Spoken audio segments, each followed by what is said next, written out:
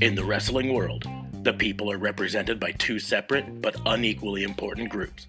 The wrestlers and bookers, who literally do all the hard work, and the fans, who endlessly nitpick and overanalyze everything they do. These are their stories.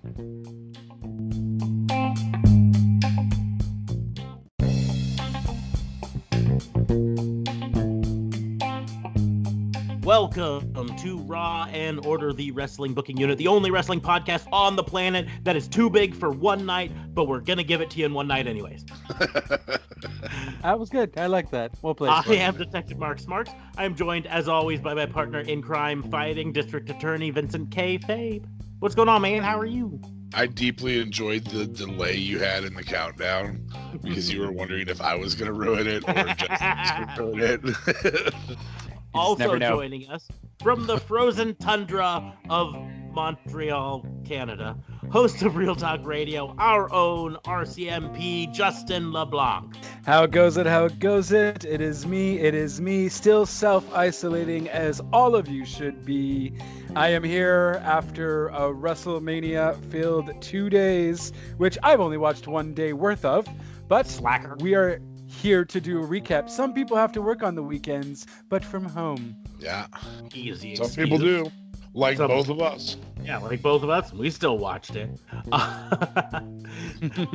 Before we get into things, I'd like to remind everyone Raw and Order WBU is part of the TattnessCo Podcast Network. So once you get done listening to this, and of course, liking, sharing, subscribing, tweeting about it, telling all your friends, putting a Facebook post, sending smoke signals, whatever you do, head on over to TattnessCo.com. Check out all the other shows on the network, like Tattness Uncensored, Chicken Hen with SM and J, In the Dicebox Slam, and Basement Bullshit, and of course the newest one, Carpool Shenanigans.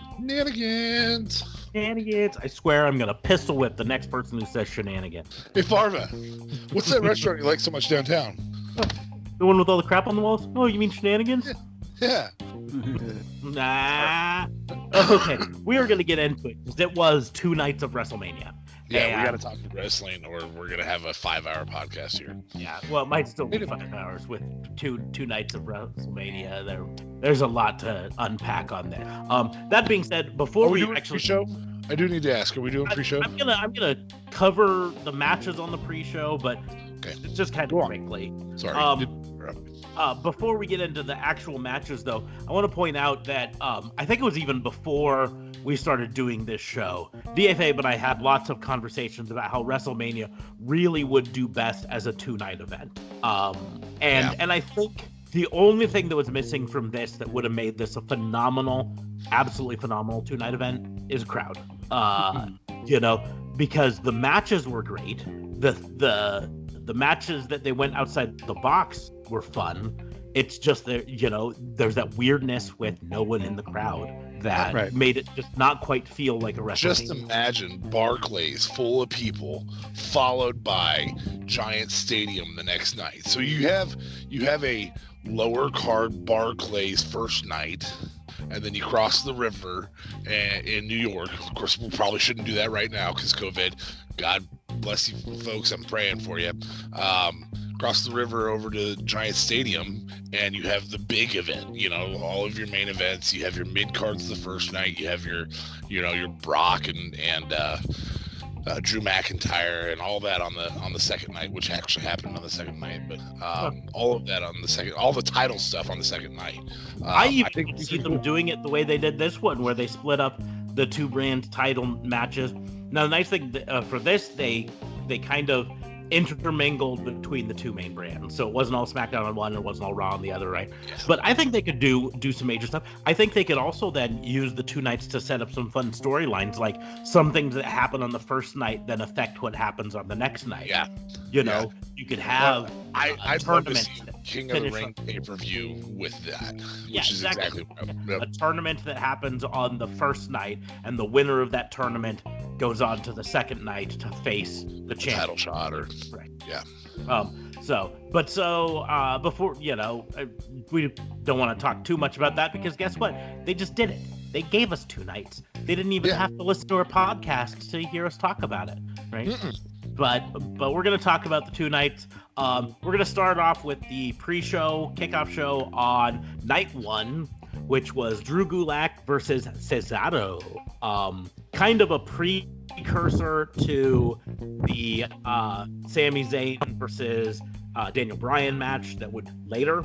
But it was kind of a fun little thing, but nothing super exciting. I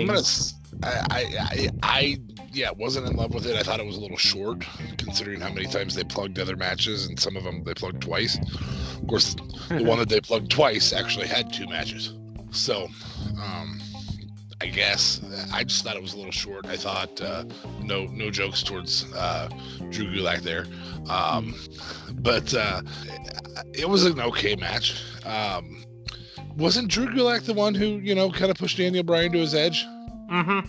And then he struggled versus Cesaro. Cesaro did a helicopter spin and no hands and dropped him and Cesaro. The end of it. Interesting thing, this was Cesaro's first victory at a WrestleMania since WrestleMania 31 in 2015. 10 years, wow. Not 10 years, 5 years between WrestleMania victories for potentially pound for pound the most powerful mid-card wrestler in WWE. No, he's potentially. I think Cesaro, and we haven't seen enough Drew Gulak for me to make this assumption, but I think Cesaro could have an Umaga level run where he challenges for the title but doesn't actually get it. Yeah, I think the thing that holds Cesaro back is Mike skills. And Mike skills are things that you can teach. Mike skills are also things you can get somebody else to do. Yeah. Well, and that's why putting him with Sami Zayn is at least a good move for now. But when you put him and Shinsuke with Sami Zayn, then now you're splitting that Mike skills, amongst 3 people. Back in the day, you could be a manager for multiple different people, and they didn't all have to come out with you at the same time, right? Jimmy Hart managed like half of the WCW roster, but they didn't all come out with each other, right? Correct. Manage multiple people and still only come out with one of them at a time. And I think Zelina Vega could pull that off. Yep. I would say, the problem with mentioning Shinsuke there, though, Shinsuke also doesn't have good English, but he has phenomenal mic skills. What do you mean? No speak English. I know. That's the phenomenal mic skills right there. You just named it. And his expression, too. His actual facial expression when he looks into the camera. And I know when he's angry. I know when he's happy. I know when he's sad. I know when he doesn't care. And he doesn't have to say anything. It's like this guy took acting lessons without learning the language, but actually just getting the body movement correctly done. Unfortunately, Cesaro, I don't know. Cesaro's missing a little something. Well, like I said, for Cesaro, he literally could take classes on mic skills. There are people who could teach him. Heck, they used to have one of the best from the classic days, Arn Anderson, on staff at WWE. Arn Anderson gave phenomenal speech, right? But they, didn't use whatever. Yeah. They lost AEW's game. Yep. And honestly, he should just probably go to AEW's too. But Cesaro's never gonna leave. I don't think he'll ever do that. But he definitely should.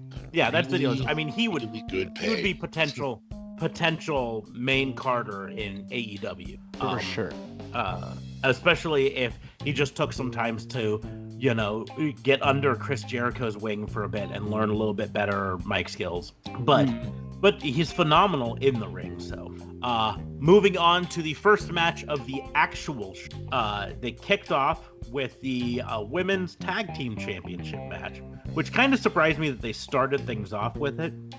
But considering they kind of just threw it together in the last 3 weeks and like, hey, let's have a women's tag match on there. Let's do this, Right. Barely any real build up to it. It still was a pretty fun match all in all. And Alexa Bliss and Nikki Cross defeated the Kabuki Warriors.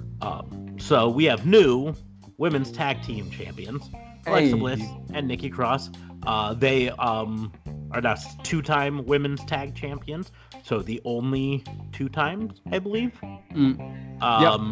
And I believe so. But I mean, it's not like they've had a ton of women's tag champions since they introduced them a year ago.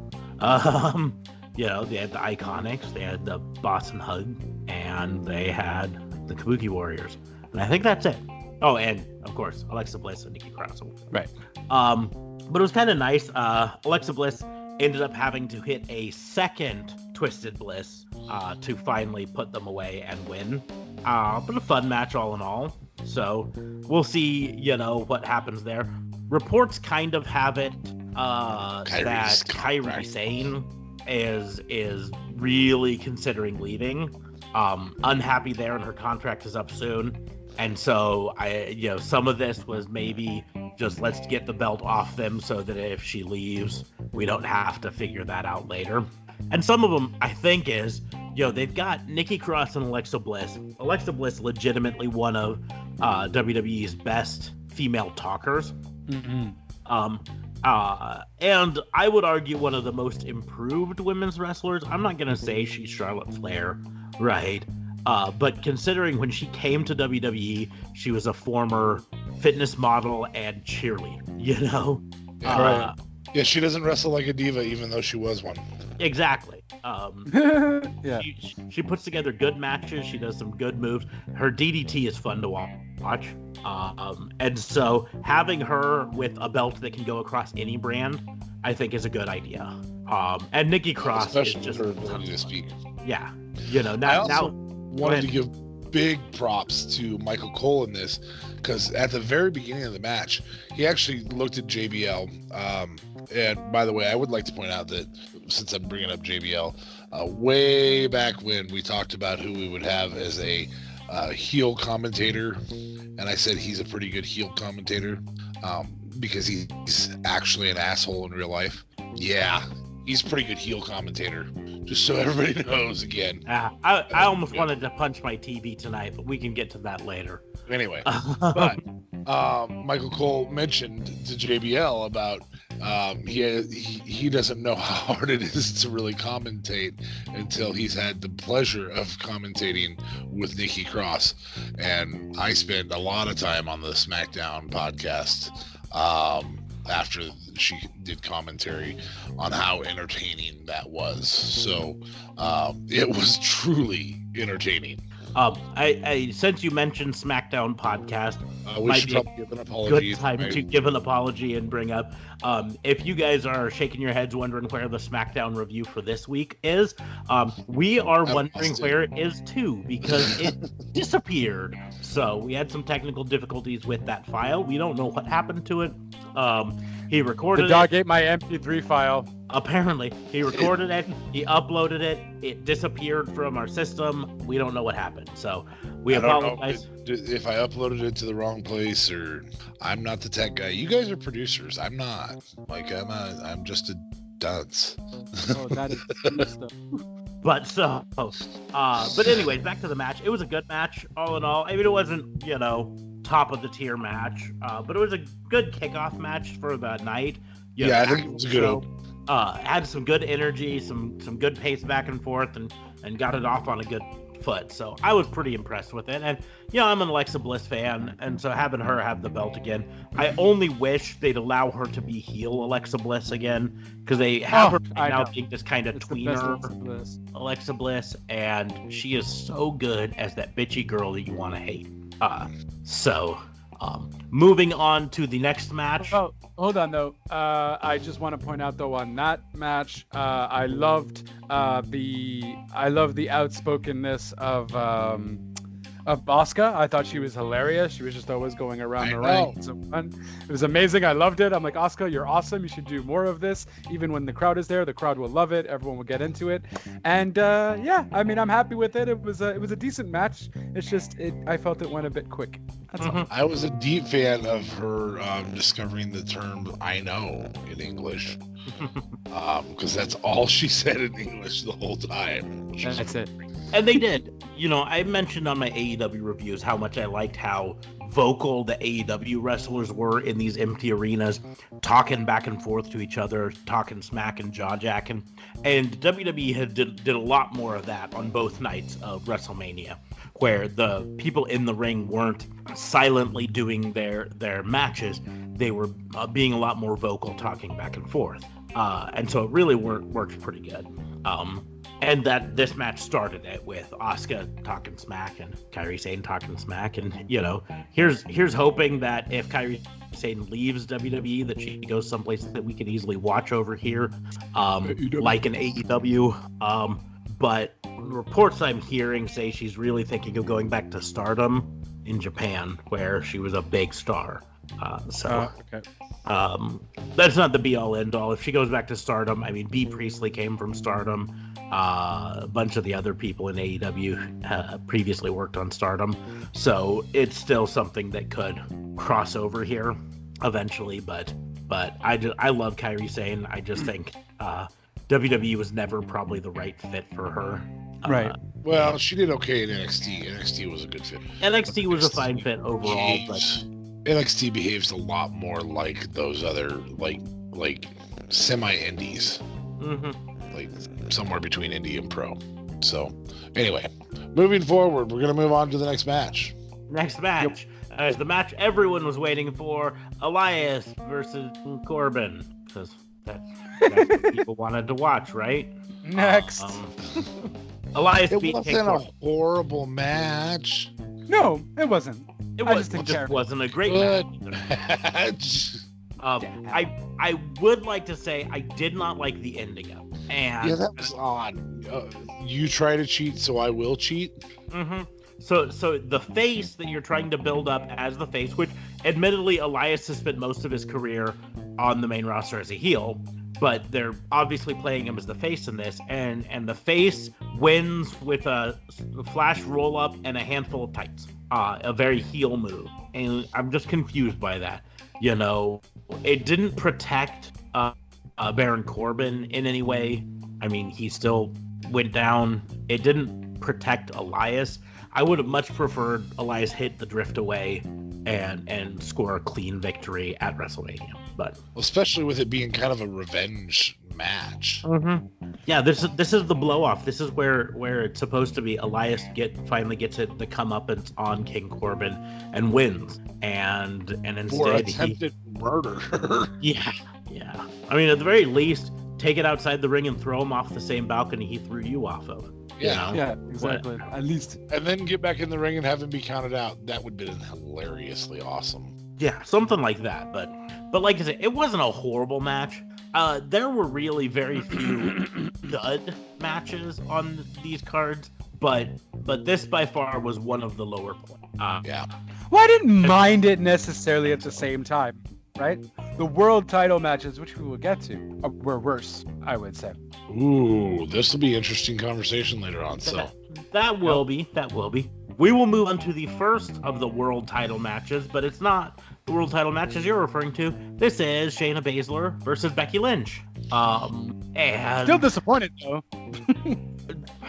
I was saying to DA Fabe earlier, like, I disagree with the way they went with this, but I understand why they I think it's the wrong choice, but I understand that they're all in on Becky. They want to make her the Rocky Balboa of WWE. The problem is what they're forgetting is that Rocky won, Rocky lost, right?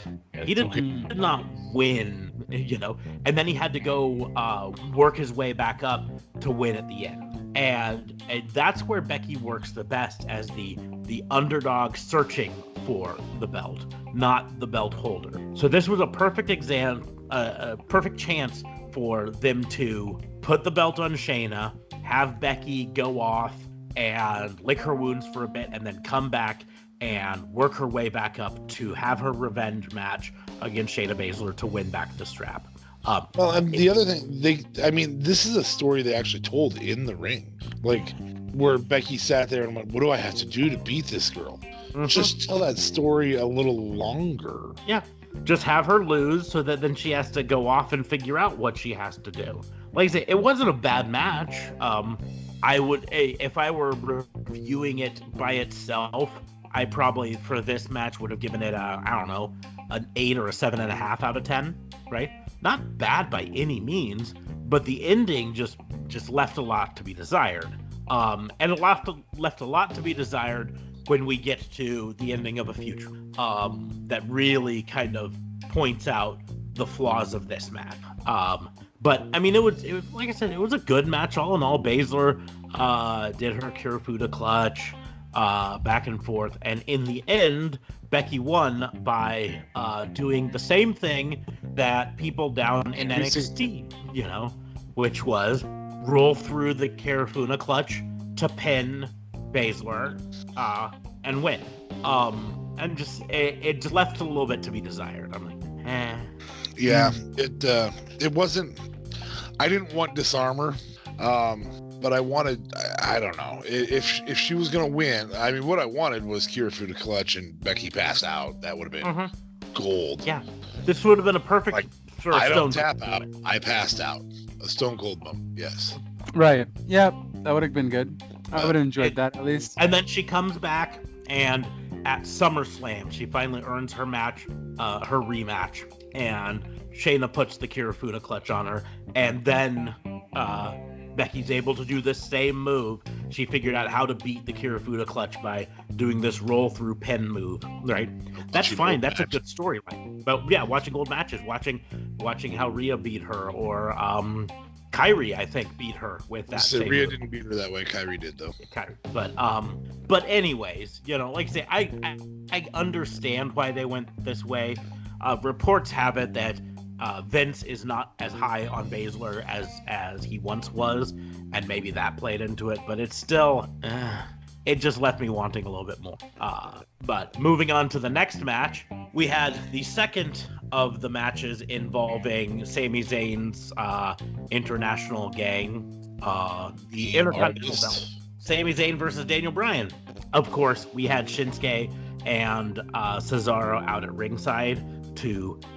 Said Gulak out there, so they weren't. So then Daniel Bryan had Gulak at his side. And that played into the match multiple times, which we knew it would. That's the sort of character Sami Zayn's playing, is the chicken shit heel who uses the help of his friends to get the win. And that's pretty much exactly what happened. There was stuff going on outside. Daniel Bryan went to help Drew Gulak outside. I think he did a dive over the top rope through the ropes out on them. And then when he came back in, he ran straight into a haluva kick in the middle of the ring and a win. So, but like I say, it was a good match all in all. And I thought this one disappointed. I wrong, maybe just say that. I don't know. And I can understand the disappointment. I basically expected Daniel Bryan to lose, and for multiple reasons. The biggest one being totally outside of storyline, but I knew that Daniel Bryan is going back to to Phoenix, where he and Brie Bella live. And he's quarantining himself for the next 14 days, and then going to spend time with his pregnant wife. And so we're going to not see Daniel Bryan on TV for a while. Now, they may have recorded some segments to air over the next couple weeks on TV, but in terms of matches and full-on storylines, he's going to be missing in action.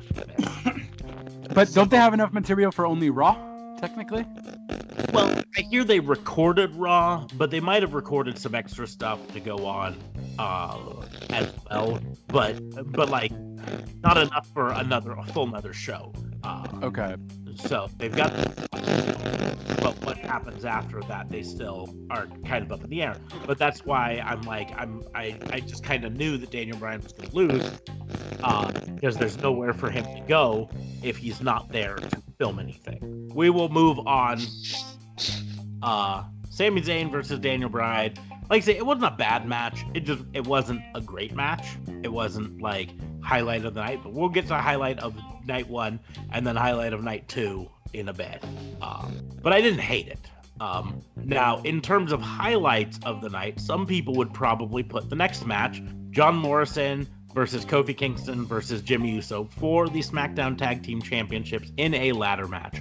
And yes, if you didn't watch WrestleMania, first of all, what the hell are you doing listening to this? We're spoiling everything. Go watch it and then listen to this later. But second of all, yes, you had 3 singles superstars who are part of tag teams in a ladder match for the Tag Team Championship, where only one person had to win.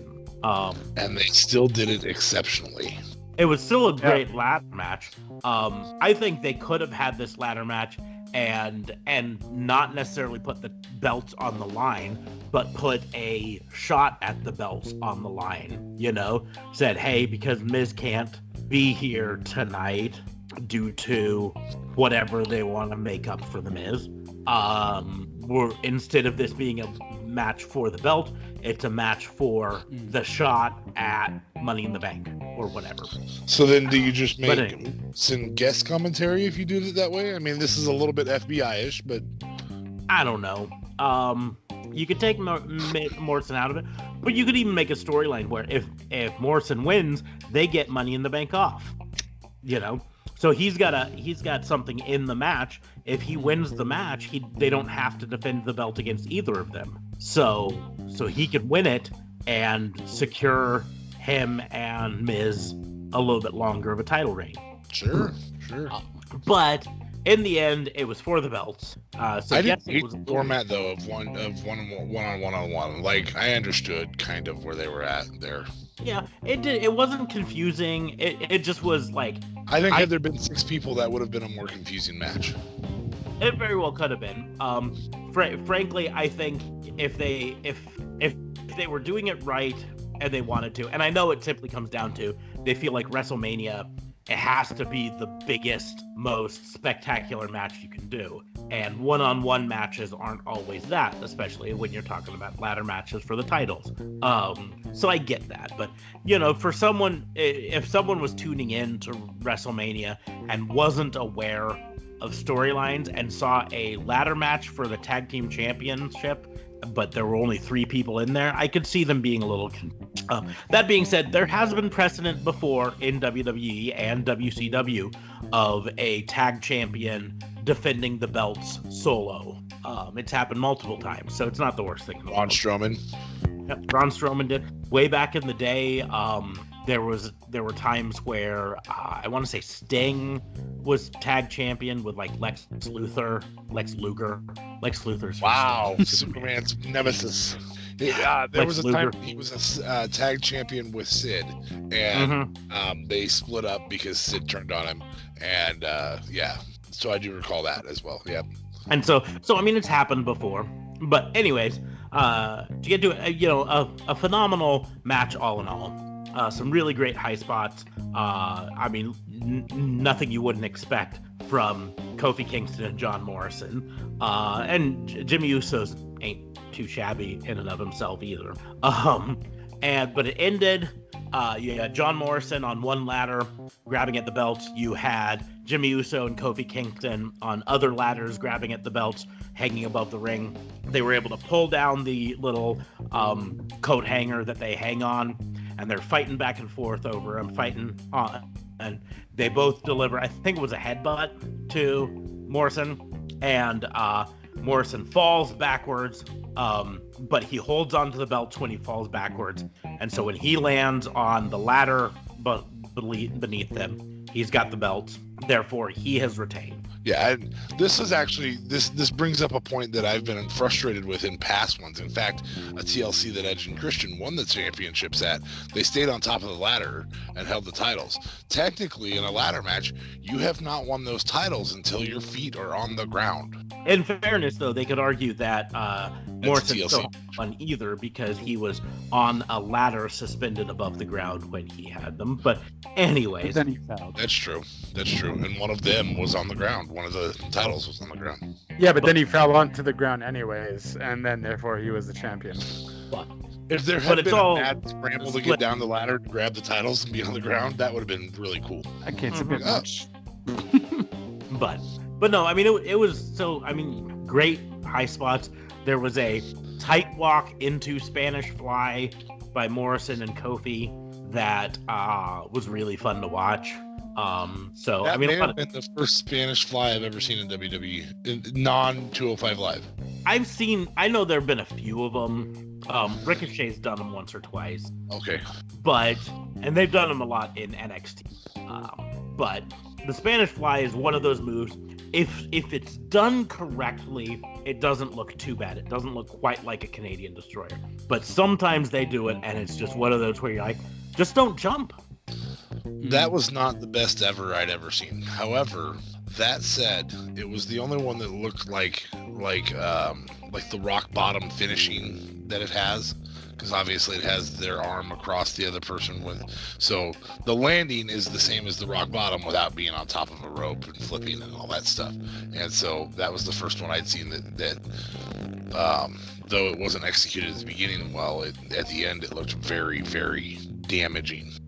So Yeah, I mean, that was probably in terms of like match work in a ring, wrestling match, probably was the best match.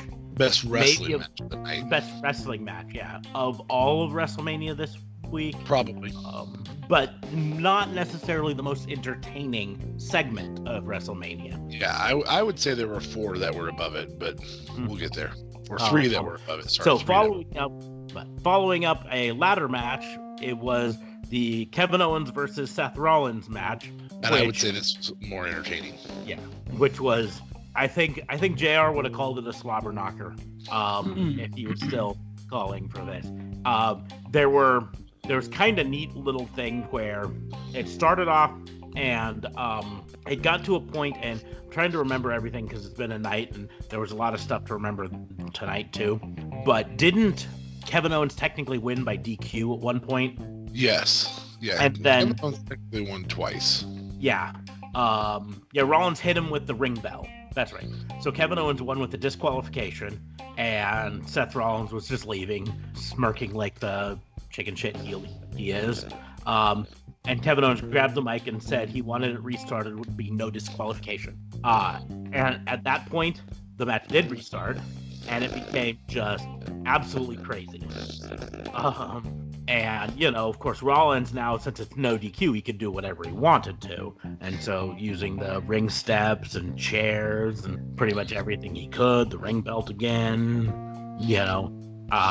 but then Kevin Owens was able to kick it into high gear as well and hit Rollins with the ring bell a couple times himself. And then they jumped off the WrestleMania sign, through that's the only part I actually watched. Yeah. The elbow drop. Through a table. Shane McMahon style. And then a stunner, and Owens gets the win. And about the only thing I can say about this, the only downside to this in my mind, is that this wasn't at Raymond James Stadium. I don't think they would have done this at Raymond James Stadium, though. Kevin Owens has said that his original plan for WrestleMania at the Tampa Bay Stadium, of course, the Tampa Bay Stadium, Tampa Bay Buccaneers are the team, and that's why there was the whole pirate theme going into WrestleMania this year. His plan was to do a similar jump off the ship. The boat, the pirate ship they have at the stadium. Which actually probably would have been a lot farther of a fall. But also back it up a little bit. Kyrie theme pirate. They probably should have done a little more with her with that. They really could. Yeah. Anyway, they really could have done a whole lot more with Kyrie saying this was pirate. She doesn't. Is she still a pirate? Yeah. Technically, because I feel like she never comes out with that boat thing anymore. She doesn't come out with the boat thing, but only because she replaced it with the tag belt that she carries out. But she still wears the pirate hat and the pirate outfit. Okay.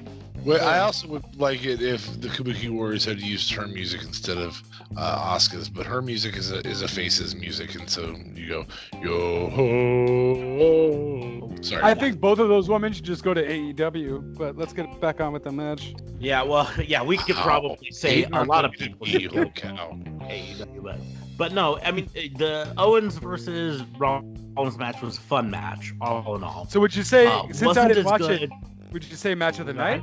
I would say it was Aside a from better the ladder match. I would say it Better was than the ladder match? I would say it was a more entertaining match than the ladder match. The ladder match was better wrestling. It was a more entertaining segment, but from a wrestling standpoint, the ladder match wins there. But that's the deal, is it's kind of like you can go to a Kiss concert for entertainment, or you can go to a Led Zeppelin concert for the concert performance, right? A lot of people. You might have all Kiss fans listening to this show. You might have just offended all of them, right? Not anymore. We don't. So in a total side note, I have a relative who at one point worked, well, and I think still does, but works for a different one now. Worked for a Christian organization that produced documentaries on the evils of rock, and they sent her to outside a Kiss concert to interview people about how evil Kiss was. Of course, based entirely on A, the fact that they wear makeup and look kind of demonic, and B, the rumor that it stands for Knights in Satan's Service. But I will, however, point out that Kiss is also the band that wrote and performed the song God Gave Rock and Roll to. So making an argument that there's, I mean, I can understand if you wanted to go outside of Black Sabbath or a Marilyn Manson, or even an Ozzy Osbourne solo thing, everything, but really, Kiss is theoretically Ozzy Osbourne is Black Sabbath, just so you know. Well, that's why I said Ozzy Osbourne solo. That's why I said Ozzy Osbourne solo. See, okay. You missed the solo phrase. I used the word solo. Listen to my words. No. No. But so Kiss really, of all the ones that like, because this was the late 90s, early 2000s when this happened, there were a lot of other bands that they could have done this for, that would have made a whole lot. Like I said, Marilyn Manson. Marilyn Manson legitimately talks about following Satanism, right? Right. You're totally justified to talk to people outside that about how it's satanic. But really, Kiss, they've got a character whose face paint is a cat, right? I'm trying to find a way to evil, segue this to demonic WrestleMania. Cat. Yeah, cats are evil. No, so, and that's all I'm saying is that you can go to a concert for a performance, or you can go to a concert for the music, right? So some people probably tuned into WrestleMania for the wrestling, and they definitely will come out of it saying that the ladder match was the better of these two matches. No doubt about it. Some people go to WrestleMania or watch WrestleMania for the spectacle. This match was a bigger spectacle. It was not the biggest spectacle, not even the biggest spectacle of this night. But it was a bigger spectacle than the ladder match. So that's kind of what it comes down to. This match, I probably enjoyed this match more than the ladder match overall. But it was not as good of a wrestling match as the ladder match. Not even close to as good of a wrestling. But to get on to something that also was not even as good as the ladder match. Segue. We move on to the Universal Championship match. Goldberg defending against Braun Strowman. Would have been way more fun if he had defended against Brains. Well, Brains wouldn't have made that text message. Yeah, probably not. Brains would have been. He'd have been smart enough to not do that, or that tweet. Sorry. But there's not much to really tell about Braun Strowman versus Goldberg. Braun Strowman is your new Universal title holder. He survived 3 spears and then hit 4 power slams and won. And those numbers are going to be important later. Remember 3 and 4. Not hard to remember those. They come right after each other. Yeah. 3 and 4. I would say so. There's some positives to this because, and one glaring negative That's not what you think it is. Braun winning? That would be the one that you would think it is. Well, that's a positive too, because we don't have to have any more Goldberg. I think Goldberg was a temporary contract, and I think we're done there. So I mean, Goldberg was brought in to be transitional between Bray Wyatt and Roman Reigns, because we've said before, they know no one was going to cheer Roman Reigns against the Fiend. Right. Yes. Period. So, a couple things that I think were very, very positive about this. One that's incredibly negative. Don't wait all week to say it's going to be Braun. Just go ahead and cut some new vignettes. It's not that big a deal. Yeah. Especially when Roman announced it on his Instagram. You had Raw. You could have just did some kind of segment very quick, put it in and said, boom, it's going to be Braun. Make Braun and Goldberg do a little thing quick. Like, it would have just gave Braun more power. You know what I mean? Well, and NXT, I mean, there were 3 shows to do it with, and they barely glinted at it on SmackDown. Yeah, they all they did on SmackDown was say it's now going to be Braun versus Goldberg. Yeah, and that was it. That's the whole thing. And to make matters even more confusing about it, in an interview earlier in the week before Raw, even Triple H said that they had a cool something along the lines of a really cool, surprising storyline to explain Roman which they did. We're going to explain it in a cool way. And their cool way to explain it was to not and just say, it's going to be Braun now. Well, which is exactly what it ended up being. Maybe Vince McMahon turned it down, though. Maybe Triple H had an idea, and that idea didn't turn into fruition because I imagine it was not good shit. We're gonna have Braun in it. Just do a vignette. That's good S word. Yeah. So which comes into play later tonight too. It does as well. So after that, a lot of people might have even turned off the network after that match, because you expect the Universal title match to be the final match on a night, and it really did look like it faded to black. But that was not the end. Let's not get to that, because I want to give the positive of this. The positive of this is exactly what you were talking about and have been obsessing about for about a week and a half. I truly do feel that Braun is the best person to have turn heel right now. And I think you can have Roman. I think you can still get your Roman storyline. Braun is in a really good position to be a heel right now. But they didn't turn him pretty heel. heelish. Did they? Well, we got the whole 3-4 weeks before Money in the Bank. So no, but I mean for that match, they didn't turn him heel. We didn't see anything. No, okay. No, we're talking about coming from this. Yes. Oh, okay. You can have Braun I really, especially with Roman being gone and Braun talking smack on Twitter, I truly do feel that you can, for the first time in Braun's career, you could successfully pull off a heel here. And if that was their plan to begin with, that's exceptional work. But I think he did the tweet. I think he did the tweet longer ago than Roman backing out. Yeah. So I think you're giving WWE way too much credit on having a plan. And I think that's it. Guys, after Raw, there's nothing happening. As of right now, we don't have anything recorded after that. For all we know, they're going to announce at Raw that they're taking a hiatus. Because here's the deal. Florida has tightened their restrictions. And from everything I've heard, they're not allowed to record at the Performance Center anymore. So I heard they were looking for an alternate place to record, Hey, good news. Our governor's an idiot. Yeah. You could come to Nebraska and record anywhere you want to. There's a strip club in downtown Omaha still open. As long as there's not more than 10 people not employed there. Yep, so you can have... That's in your neck of the woods? In our neck of the woods, there's a strip club still open here in Omaha, Nebraska.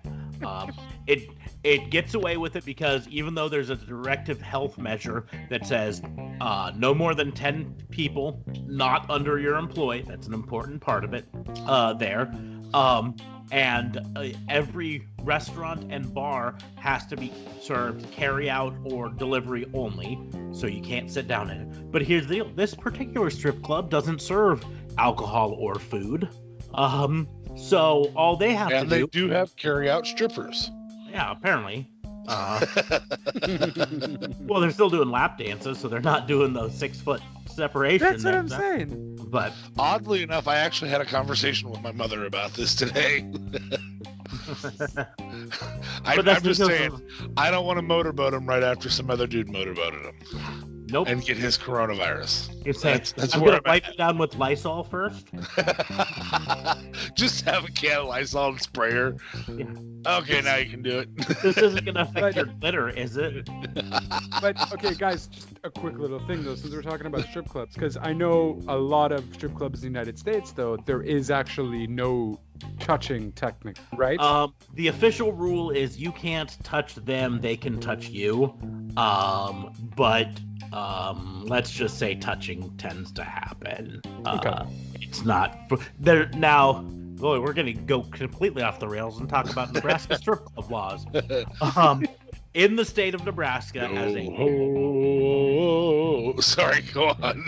In the state of Nebraska as a whole, you cannot be fully nude if your strip club serves alcohol. But if it does not serve alcohol, it can be considered a juice bar and therefore have fully nude. It is, and that includes BYOBs.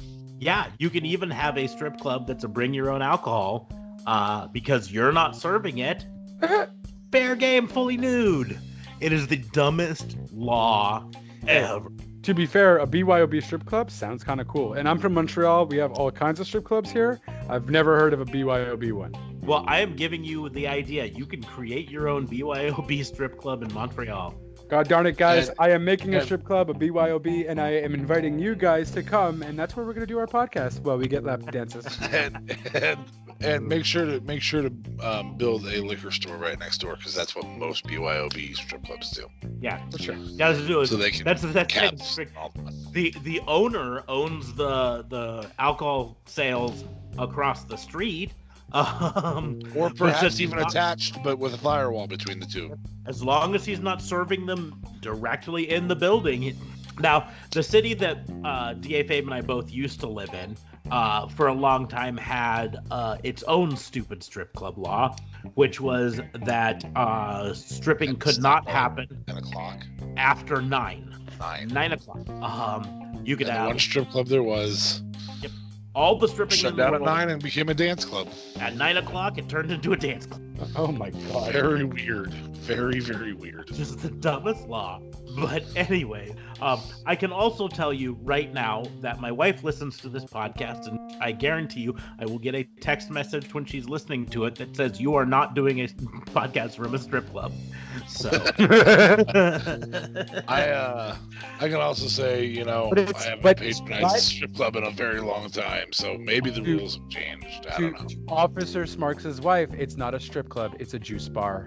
Yeah, it's not gonna fly. Sorry. No? All right, I tried. Pineapple and orange juice. There we go.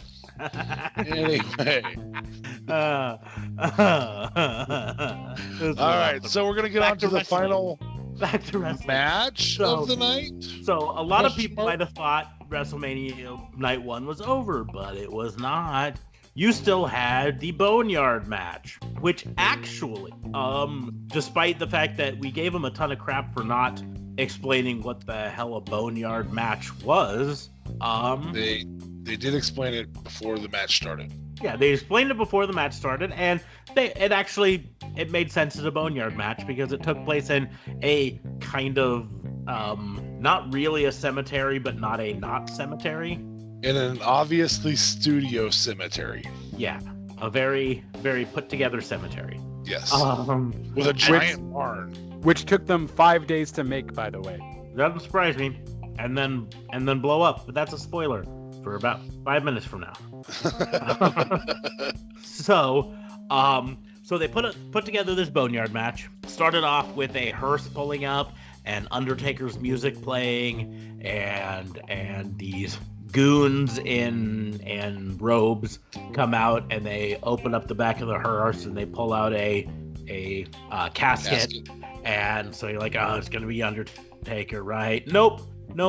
There's AJ Styles in there, and he genius, by the way. Smack. It was pretty fun. and he talks some smack about the Undertaker and says, I'm ready.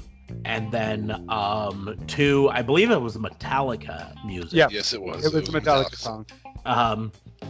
Which I gotta be honest, I was kind of hoping for Kid Rock. Whatever. I mean, me too. That's my go-to karaoke song, so I would have been all in it. Well, I did a karaoke version. If you listen to Wrestle Talk's first night review, Adam Patinas, is that his last name?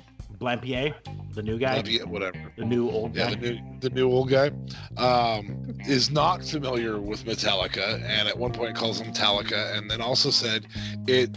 I love that Undertaker rolled up in softcore porn, no royalty music. And I was like, yeah, I'm just about ready to die. And Luke, of course, responds with, I think Napster would disagree with you on Metallica being no royalty music. I was about to put in a Napster joke there too, yeah. Metallica is about as far from no royalty music as you can get. I gotta wonder if the Metallica Cops videos are up on YouTube. Did you ever see those? I've never seen. No. It was trying to remember what website it was that did it.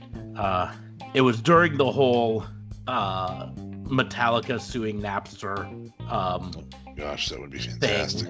And I can't even remember what the website was called anymore. But they did a bunch of videos called the Metallica Cops. And it was as if Metallica were cops, like the Cops TV show, and coming after people for using the Napster machines. Search for Metallica Cops sometime on YouTube, because there's a whole bunch of them on there, and they are absolutely hilarious. I can't remember what website did it though. But it's not on Google anymore, I'll tell you that much. It was just it's not. I don't find the website for it anymore on Google, but there are a bunch of people who posted them on YouTube. So there's a Napster bad, beer good one is. So you got Lars Ulrich and you've got James Hetfield as cops enforcing people paying for their music instead of using their Napster machines, which I gotta be honest, just really made me use Napster even more. So anyway. But back to the wrestling match, because we are going off the rails and we're only halfway through WrestleMania. The editing you have to do, good sir. So leave it all in, bud. We talked about strip clubs. Let's leave it all in. I'm not gonna worry about that stuff. So, but Undertaker came out in biker persona, rode his motorcycle down. And then the match was insanity, and it was great. And the only thing I could say during the match, and I even said this to DA Fabe afterwards, is if only WWE had given Matt Hardy the reign that they gave Undertaker and AJ Styles for this. Can you imagine what Broken Matt Hardy could have done if he was given this sort of reign for his stuff? That said, imagine if they'd have planned that far ahead on this, because I really think this was just because of COVID-19. Oh, I'm sure it was. I think it was all thrown together because they knew they had to do something crazy. But the best segment of the night, and yes, I'm saying in terms of my favorite segment of the night, this beats the Rollins Owens match. This was the one that made me go, I'm all in on this WrestleMania right now. It was well done. Really, guys, there was a lot of time good. to it. This was good enough that I actually got nervous about the Firefly Funhouse match. Yep, same here. And I didn't watch it because that was the next day. But guys, it took 5 days rather to build the set, 8 hours to record. They were apparently recording well into the wee hours of the morning, and it was just well done, well produced. Yeah. Yeah, and it was it was good. Like I enjoyed it. Do you guys think this is the last time we see Taker? No. I think this is a new character. This is a combination between Phenom and American Badass. I'm excited for. I think we see him. I still think it's going to be sparingly, but I think we see him almost exclusively in this type of match, in pre-recorded matches. Yeah. Well, technically, Mankind actually, or Mick Foley, even went on Twitter or Instagram. Requested to be in this match next year. Yeah. So, it's a lot of people liked it. A lot of people enjoyed it. Everyone gave praise to Matt Hardy. A lot of the Twitter sphere was going crazy. They were saying, Matt Hardy, this is all you're doing, and so on. So it was a genius way to pull it off, and you've only could have pulled it off in a scenario where there's no fans. They did a better job of teleporting. So I'm about to dog on AEW, so you guys don't kill me You're here. fired. But they did a better job of teleporting in this than they did with the AEW segment with Matt Hardy. Yeah. Lights out, lights on, or somebody moved around or something like that. There were laughs, there was enjoyment. Carl Anderson died. Yeah. There was magical projections of the Undertaker's logo on Barnes. Oh, I didn't notice that. Random druids that occurred out of nowhere. I laughed. I cried. It was fantastic. I loved when Undertaker punched the window to the yeah. That's hearse. One of the ones I was gonna bring up. To the hearse. Because he Son broke of it, a bitch. and he looked out, and I want to point out he wasn't bleeding, and I think that was But there were cuts. There were cuts on his arm, but he wasn't bleeding. Yep. So they're still playing that he's a dead man. But it was tons of fun. My wife was angry the entire time because it featured AJ Styles constantly calling Undertaker old man. And bitch. Constantly. You still want some of this, old man? How about this, old man? Old man, old man. And Undertaker's only like 12 years older than AJ Styles. So that's why my wife was all like, Well, I would challenge that with how much better was Undertaker 12 years ago? True. How much better was AJ Styles 12 years ago? True. All of that was spent in TNA. Anyway. Yeah.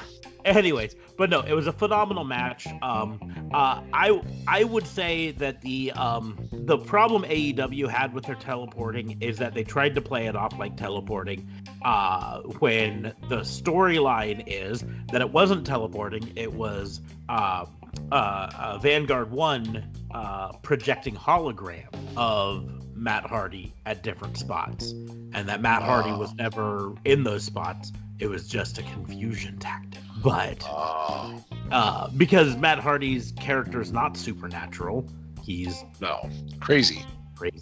Yeah. So, but anyways, that's neither here nor there because that's not WrestleMania. But I don't think it's necessarily true. If I just want to say something, I'm sorry, because when he did the flames at the end, Matt Hardy. When Matt Hardy did the flames at the end during AEW, he's crazy. He shouldn't have been able to technically do that. But what controls the flames but technology? And if he's got his own personal drone, he's got technology. All right. Yeah. See, I'm ahead of you on this one. Yeah, you have your points. Back to WWE. Back to WWE. This was phenomenal. I loved this. I loved every second of it. I have no complaints for the entire match. I didn't even care that they did the ludicrous thing where AJ Styles is about to bury Undertaker, and then all of a sudden lights come up behind him, and he's standing behind AJ Styles, teleported to the back there, all that stuff. Didn't care. Nope. Not bothered in the least by it. Nope. Not bothered at all. Nope. Well, because he's already done that, though, with the lights out, and then he comes back, so we're used to him doing something like that. This was better than some horror movies where the killer just pops up just randomly like that. I thought it was really well done. I also deeply enjoyed AJ Styles asking either Mark Calloway or Vince McMahon not to bury him. I don't know which one he was worried about burying him, but at the end, I deeply enjoyed, please don't bury me. Please don't bury me. And I thought of it, oh my gosh, who are you worried about burying you? all right, fair enough. And then the Undertaker, I did find it a little weird that the Undertaker's like, you gave me the best battle I've ever had. Better than, I don't know, Ultimate Warrior? Better than Brock, who beat you at WrestleMania? I guess. Better than Mankind? Indeed. Better than Mankind in a boiler? It was the only Boneyard match. So it was definitely the most challenging Boneyard match anybody's ever given the Undertaker. Yeah, exactly. I'd agree with that. Maybe that's what he's referring to. Exactly. You did good, kid. You did good. And then he finally gave me what I would want. I'm gonna bury you. About the only thing is, I do wish they'd have invested a little bit more money in the fake AJ Styles hands sticking up out of the ground. If the bottom part of it had looked like flesh, that would have helped. Yeah, but beggars can't be choosers. Yeah, still a lot of Carl Anderson's dead, so I mean, maybe we should be more concerned with that because he was on the roof when it blew up. I liked Carl Anderson. Yeah. He was a poor man's Sami Zayn. But I don't always want to tie things to AEW, but I will point out that Evil Uno of the Dark Order did tweet during this match when the hooded minions came out. That's not us, I swear. I thought that was so all in all, night one, pretty darn good. There were some not great matches, but the good outweighed everything else. And the Boneyard match was a surprise one. Yeah, the thing I would say is the videography matches, or the videography match that happened on night one, was produced properly, and you could tell that they couldn't fill a stadium with enough production people to produce the wrestling matches properly. Unfortunately, it just felt a little underproduced for the wrestling matches, and the videography, because they had more freedom to do that over 8 hours apparently to do a 10-minute segment. The videography was much stronger with its production value. Yeah, and I think it's telling that we've given WWE a lot of crap recently with their empty arena setups and how they just haven't felt right, and that the times that they went outside of the arena and proverbially outside the box in thinking were the best times of the night. Which really lends itself to our assessment that maybe, just maybe, we should go ahead and do some of the produced stuff that's on the network for a couple weeks and promote the network. Mm-hmm. So, but we will move on to night two. Now, night two, Justin did not get to see much of, if really any. So it's going to be a surprise, and we're going to spoil the crap out of it. That's the goal. Let's go on to the first match. We're going to go on. Justin will be back. So the kickoff show started off with Liv Morgan versus Natalya in a match that had absolutely no build and no heat to it, and no one really cared about. But I mean, at least it was Liv Morgan getting to try to show off on a big stage and try to wrestle, try to revive her career. After this whole, she's coming back and she's going to be better than ever and all that stuff. I want to point out that since her coming back, I think she's lost all 9 matches she's been in. So this whole new serious character really hasn't been quite so serious.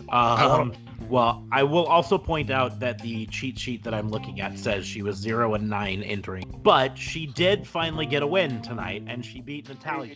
So that's a double win in your world. 1-9, yeah. I mean, no, I give Natalya passes now. What are you talking about? Yeah.